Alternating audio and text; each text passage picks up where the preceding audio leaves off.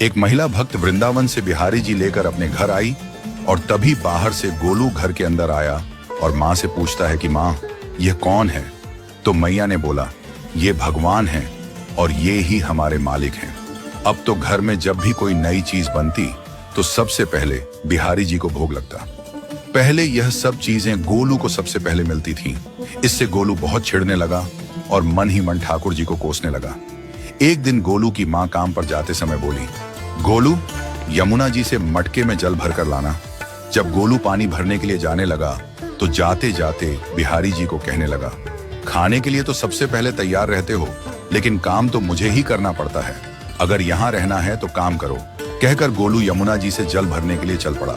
गोलू जब यमुना जी में जल भरने लगा तो उसने देखा कि यमुना जी के अंदर बिहारी जी विराजमान हैं और कह रहे हैं, ला गोलू, घड़ा हम भर देते हैं। गोलू उनको देखकर हैरान हो गया और बोला, नहीं नहीं, मैं अपने आप भर लूंगा। लेकिन ठाकुर जी ने उसके हाथ से घड़ा ले लिया और भरकर घर ले आए।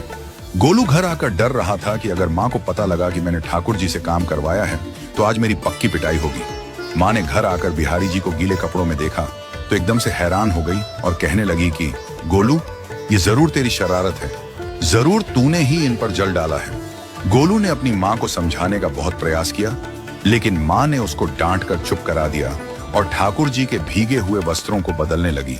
अगले दिन जब माँ ने गोलू को अनाज पिसवाने का काम दिया तो बिहारी जी फिर अनाज का कनस्तर ले आए और माँ को ठाकुर जी के वस्त्रों के ऊपर सूखा आटा पड़ा मिला। तो माँ ने फिर गोलू को डांटा कि तुझे पता नहीं कि ये हमारे भगवान हैं और तू भगवान के साथ शरारत करता है। आज तूने फिर इनके ऊपर आटा फेंका है। तो गोलू शपथ लेकर कहने लगा, नहीं माँ, मैंने कोई शरारत नहीं करी है। ये तो मेरे हाथ से गेहूं का कनस्तर लेकर खुद पिसवा कर आए हैं। गोलू की माँ आज बहुत गुस्सा हुई। अगले दिन फिर माँ बोली, बेटा गोलू, आज तुम्हारे बाबा बाहर गांव से वापस लौट आएंगे।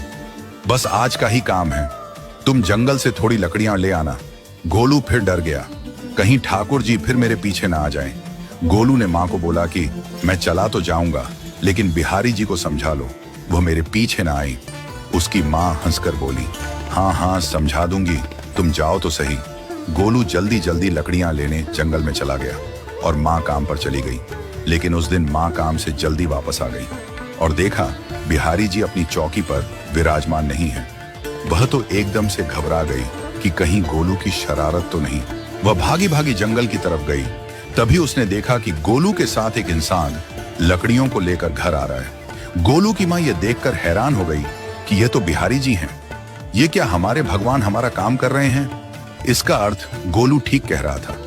वह जल्दी जल्दी भागकर ठाकुर जी के पास गई और लकड़ियां उनके हाथ से लेते हुए उनके चरणों में गिरकर रोती हुई बोली, हे बिहारी जी, ये आप क्या कर रहे हो?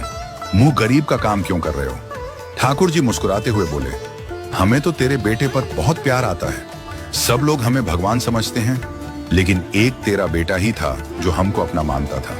अपना मानकर वो हमें डांट भी देता था, हमारे साथ गुस्सा भी करता था, और जो हमें एक बार अपना मान लेता है तो हम उसके मान के लिए उसके ही हो जाते हैं।